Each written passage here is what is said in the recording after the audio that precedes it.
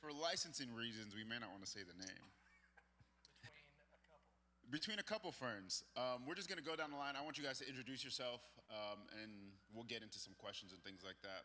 But starting off with the man who makes it all work right now is none other than Kevin McNeese. There you go. And I requested sirens in my introduction. Exactly. Very excited to be here again. Third year at Visible Music College. And we are celebrating our 19th year with NewRelease today, which is a big, large Christian music site.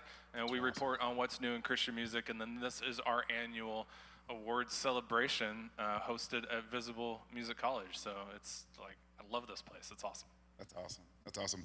Next, we have Rhett Walker. He's a recording artist with the Provident Label Group. Label Group? Did I say that right? Yeah. Okay, good. Yeah, it's a group that makes up a label. I thought you guys were like independents. Nope, I'm with a group of labels, and I'm just making sure the sirens aren't for me, for real. Traffic was crazy getting in, and I went 6 over. Ooh. Yeah, I know. I try to keep it to 5, but that's what grace is for. Well, there's speed There's suggestions. forgiveness. There's speed suggestions. Saying we'd like for you to go this fast. I don't think that's what they told me in driver's ed, but that's you went to the wrong driver's ed. Good. Next, we have James Collington with the James Collington Band. He's the independent recording artist and the man who does 1,000 Things Wonderful. I've been called worse. That's great. How did you come up with the band name? You know, I was praying one night and it just burned into the ceiling. Yeah.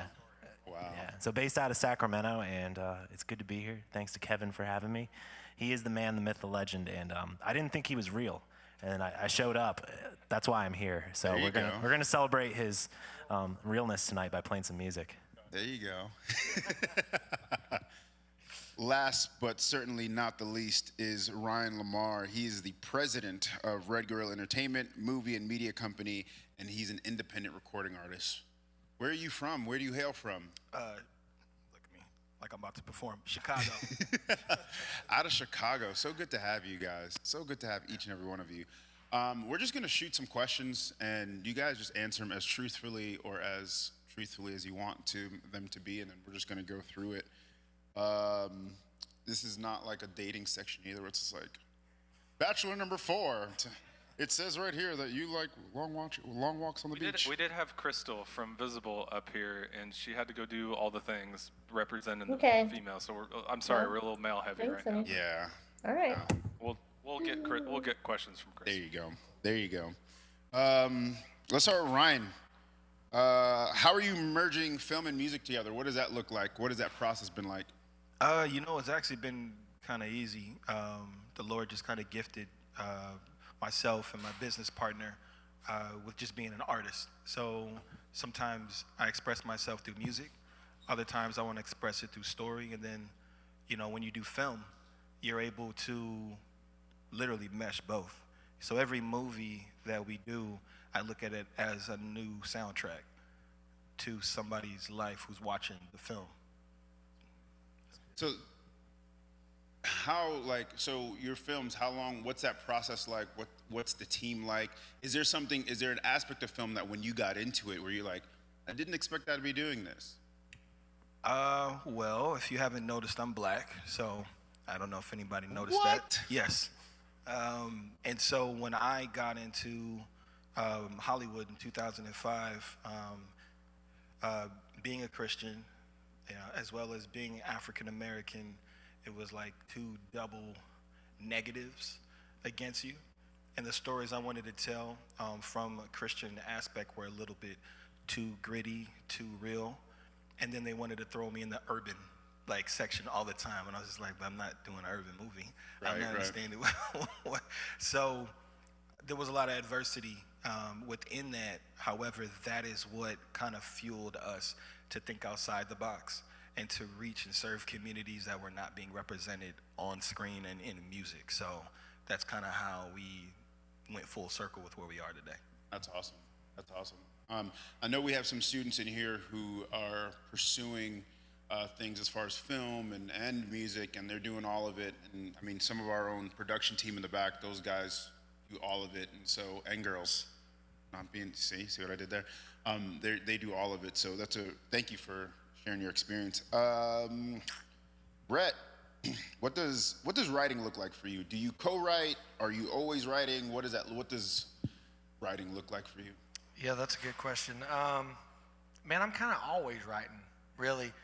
I think whenever, it comes time for a record, at the beginning, it was like, oh, we got to, grab these songs and grab these songs. But it's always just been easier for me just to have a pile of songs. So for each record, man, I probably wrote, 30 to 50 songs for each record, and the world gets to hear 10 to 15 of them. But I'm always trying to write just because I've never wanted to be the person to throw Jesus into a song in hopes that it sells or it gets, put on radio. Yeah. So I just try to write from lived experiences, and I'm a dad of 4 kids, 16, 13, 8, and 2. Anybody else got kids? Huh? You got babies? 2? Oh man. It's a world that I forgot about, I forgot that they're like needy and cry. But me and my wife, we've been married for 17 years this year, and so I try to take, seasons I've lived through, lessons I've learned, and like kind of who I am as a husband, as a dad, as a Christ follower, and use that for my songs instead of just always going, oh crap, I got a record I've got to make, Yeah. No, that's really good. Were there some songs that ended up on your records that you might have thought like, this shouldn't be on record? No, I was trying to think, honestly, if there's a song I'm like, man, that one stinks. I shouldn't have put that out. No, not that one stinks, so to say, but more of like, I wrote this more for a personal reason. Oh, yeah. And then it like transcended into something else. Yeah, so my last song was called Believer, and oddly enough, I wrote that idea while I was brushing my teeth. And so it was for me. So you just wake up, brush your teeth, and write songs, huh? No, it's not that way. I'm trying to picture you singing that song to yourself while you brush your teeth. While the thing is like... It's pretty funny. Oh, you have an electric tooth. Of course you do. No, you have to. You're signed. No, it's called laziness. Like, I don't want to scrub when I can just, you know what I'm saying? But no, it really was just for me, and I didn't think it'd ever be a song. And I wasn't singing. I was just stating, like, no, to anxiety or this stronghold, I'm a mountain mover. I'm an overcomer. Because for me, I wake up in the morning, like, the enemy jumps on quick, and it was in the middle of such a weird time in the world, and it was just like, man, you're not going to be the dad. You can never be the dad you should be. You'll never be the husband you should be. And I was like, man, the only way to combat that is to say who Jesus says you are, And man, I'm an overcomer. No, because of grace, because of God, that foundation that I have, I'm a Christ follower. I'm a believer, and it might be a small foundation, but it's a foundation that you can stand on forever. And so then I took it to the studio, and they're like, let's take your toothbrush song and see if it works as a real song. Toothbrush song. Yep. That's good. No, that's really good. Thanks for sharing. No, I know a lot of artists out there can identify with that, because I know for some of them, especially there was like a couple students who were just very, they're like, I don't have any songs. I feel like I'm hitting a wall. So what would you say to a student who's hitting a wall as far as writing? You've got to dare to suck. I mean, that's what you got to do. I can't tell you how many times I'm in a write with an artist, and you always, even like, I've been doing this since 2012, but I signed a deal in 2012. But man, still, I go into certain rights, and I'm like, gosh, I hope I don't just crap this one. Like, I want it to be good, And you got to just dare to fail and it mess up, because that's usually what sparks an idea. Or it might be so crazy that God gave only you that idea. And two, you just got to get in and go. Like that, there's thousands of songs that y'all will never ever hear. And I thank the Lord daily that y'all will never ever hear them songs, because you'd be like, Rhett is not a great musician at all.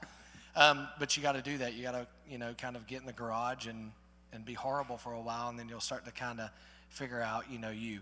But the second part to that, I'll say quickly, don't try to be somebody else. Like, there's already a Newsboys or a DC Talk. Like, there's already that, and I think it was Louis Giglio that said it one time.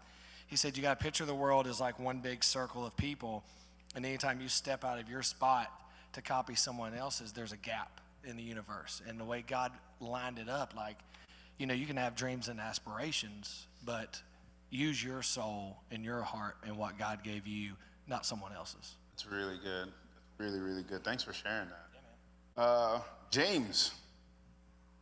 Yeah, looking at all the questions here.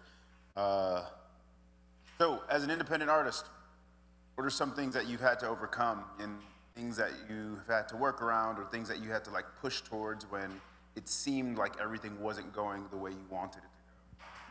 Great question. That is the struggle, I think, of anybody kind of in a grassroots situation. And, the coolest thing about my story is I don't feel like I'm self-made. There's very little that I can take credit for.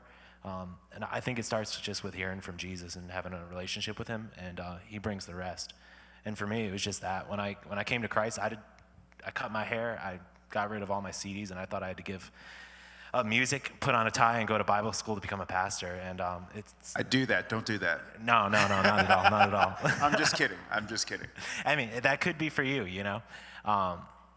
But God in his grace it's something that I gave up to follow him, he put back in my hands. And I think that's kind of it, where it's what he starts, he finishes, you know what I mean? If the door is closed tomorrow, then that's well done, good and faithful for me, and I can go on to the next thing. And but that to say, like, there's always walls. There's always something that, I think if it's something I could do in my own strength, like if I had the time, the money, the resources, the contacts, that if those were all things I had, then it wouldn't be a God thing. And it's always kind of this weird fringe door that opens up last minute, or the most unlikely thing that he uses. And it's not for my glory, it's to point people to him and ultimately serve people as well.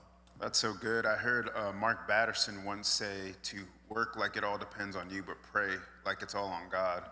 And so that's something that I know we share with our church, and kind of a mindset that I've kept. But could you tell me about some times when that, like, one small opportunity led to a bigger opportunity? Because I think sometimes as artists, we forget, like, oh, if I'm faithful with this smaller thing, it can lead to a bigger thing. And sometimes we've been doing the smaller things for so long that we've given up on the bigger things. So if you want to share any stories on that. Yeah, character is king. I mean, if you want to stand out as a musician, show up on time. That'll set you above everybody else. No one's on time. We got people testifying. Can I get an amen, Kevin? Yeah, if you're timely, it's like everybody wants the anointing of Paul, but nobody has the work ethic of Paul, kind of thing. Wow, that's good. Like he was hustling, and for a real life example, I mean, time and time again, there's so many times where I think I should just quit. Like I've got a college degree, maybe I should start pursuing business, and then the Lord will just kind of open a door last minute, and yeah, it's just always something like that. I mean, I've got dozens of examples for you, man. That's good. Thanks for sharing that.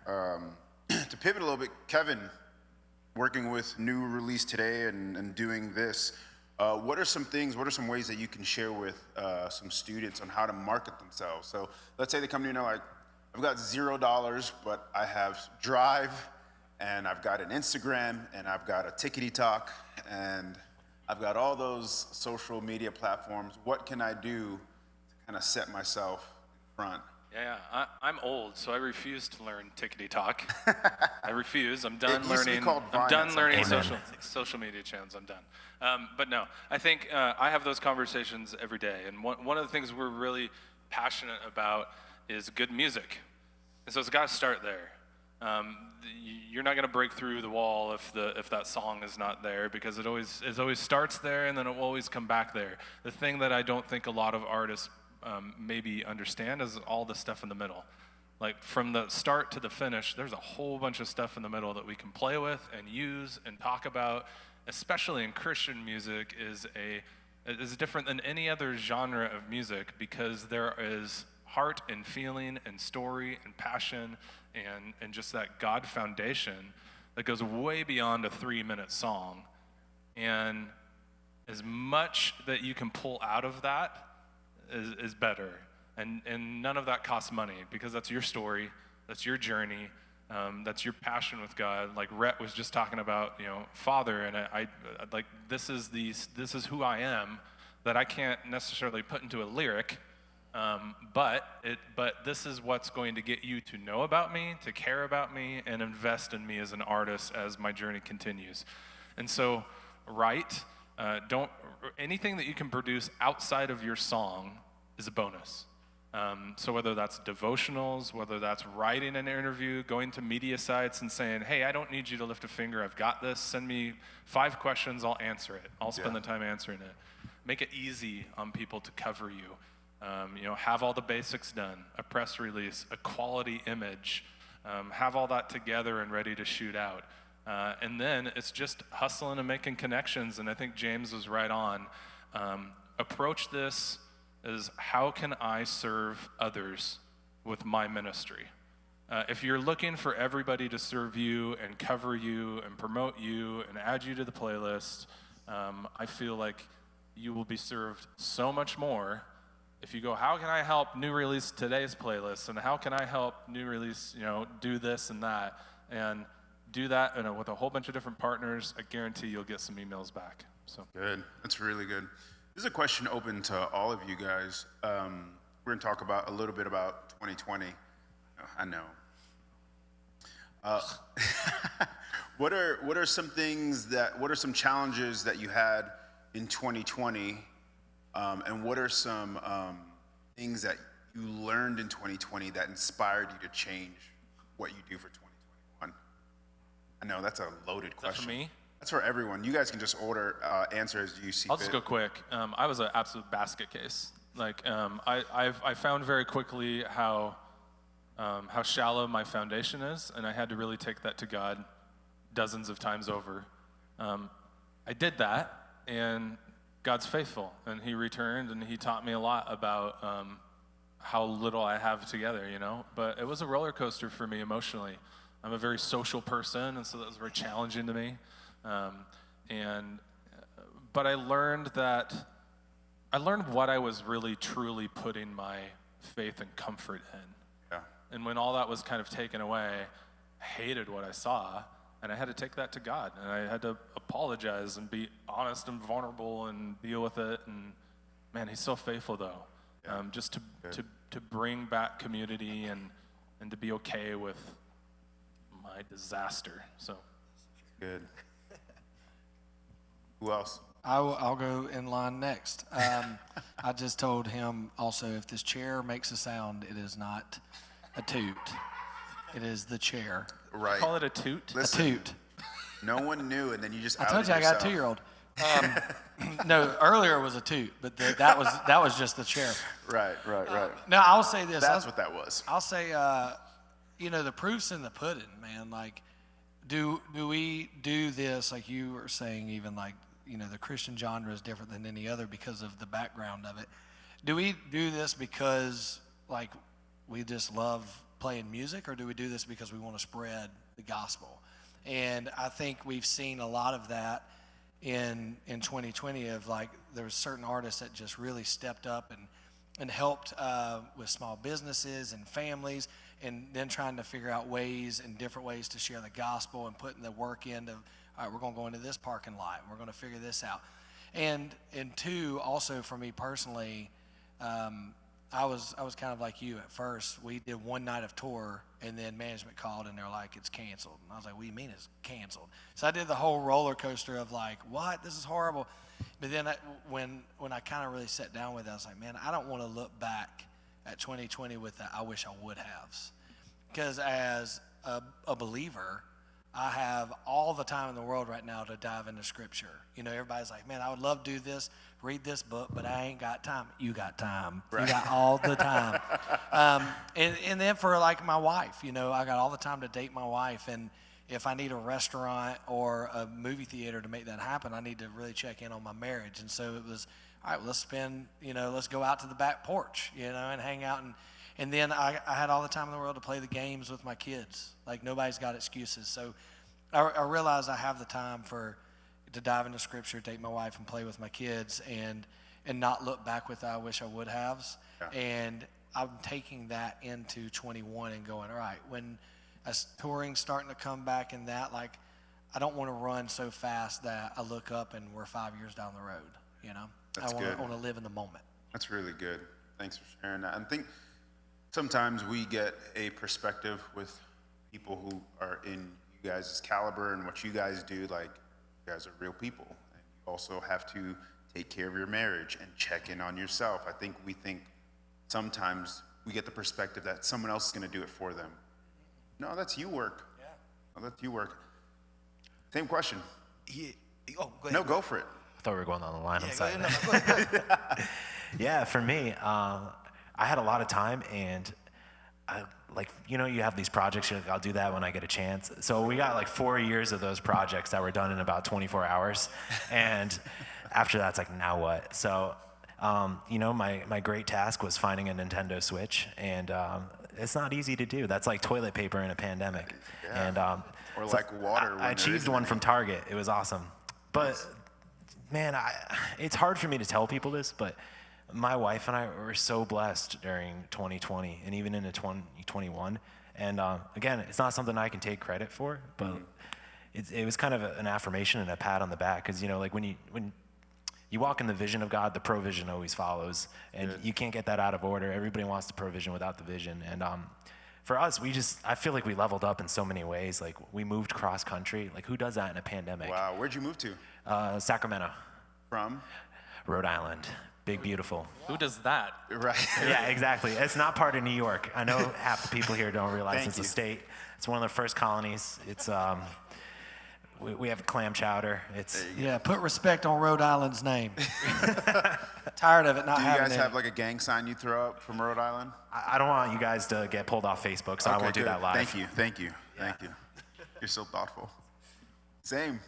Yeah, I think 2020 was a beautiful mess of a great situation for me. Yeah. Through the countless people that lost loved ones, to the murders, the protesting, living in Chicago, Yeah. witnessing that, being older, so using my voice and protesting through my music. It's good. Being on a different front line, having the soldiers out there, but being on a different front line, standing, being a Christian in the middle of senseless crimes and murders in the middle of a pandemic. Yeah. I found so much solace and so much just comfort that we had something to talk about. We released the album during that time, and it blessed so many people. And so 2020 was probably the most productive year that our company had, which is crazy to say. Yeah.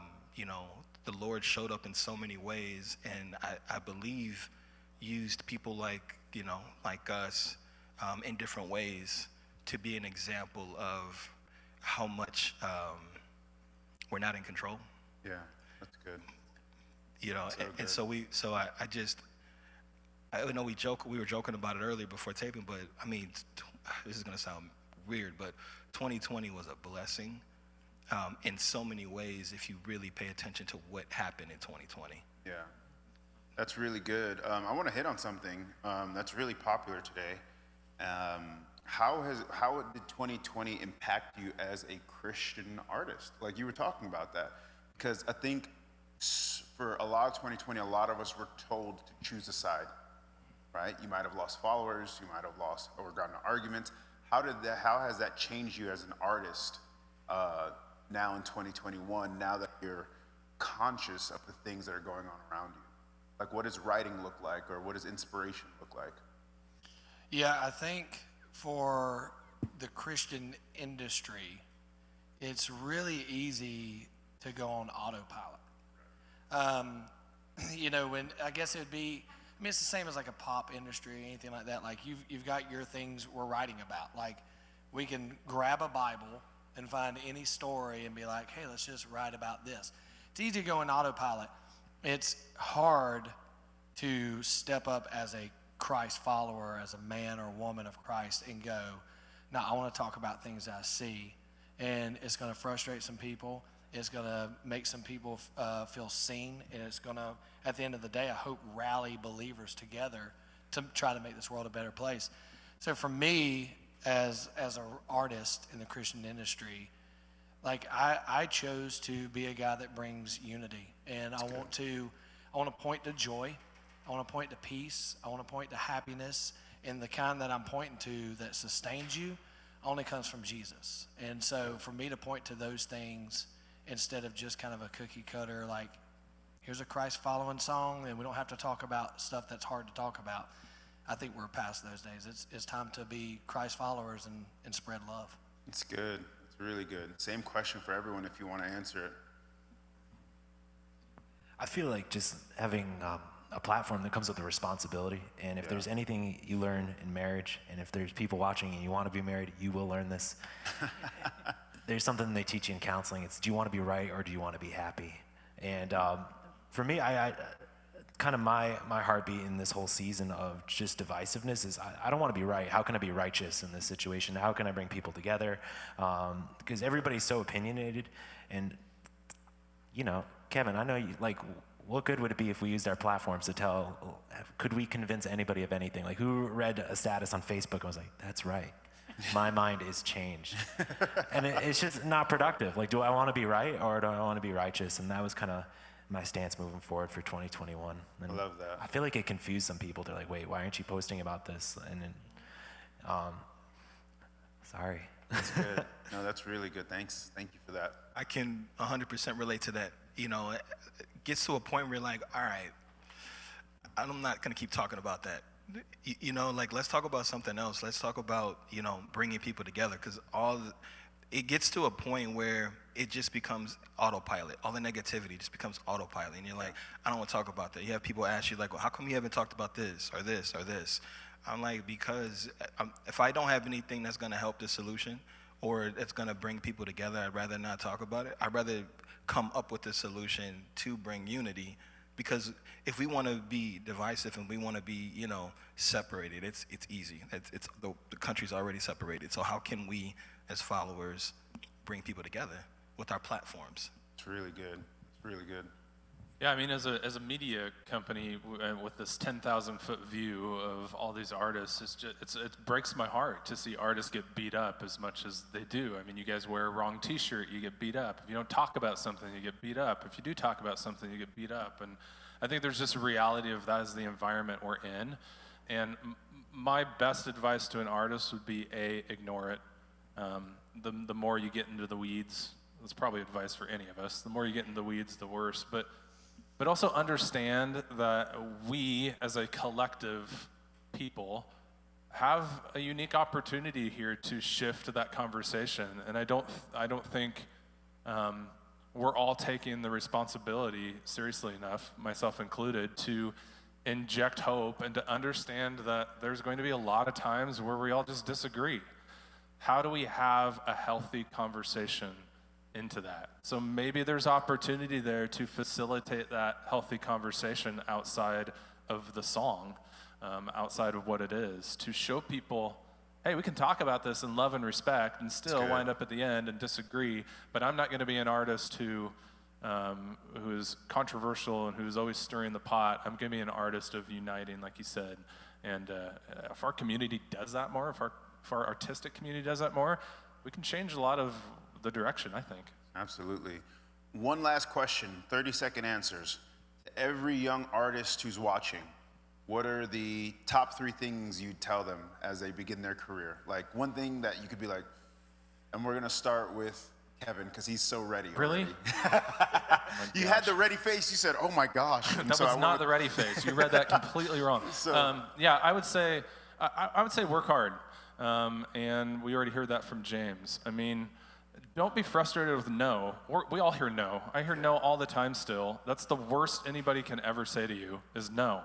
Okay, so you move forward, and just keep pushing and keep creating. I think we are in an environment where we want everything now. It is not going to happen. I'm so sorry. I'm 19 years into this. We're still building, and I'm going to be building 10 years from now. So you gotta just keep moving up. As long as you're making those steps forward and adding a video wall when you didn't have it next year, it's just a step forward. There you go. So just keep moving. That's good. I noticed something different about you. It's a video wall. Video wall? It's the video wall. Makes me shine, doesn't Gosh, it? quit. It's going to be a lust factor. There's people watching going, he looks so good.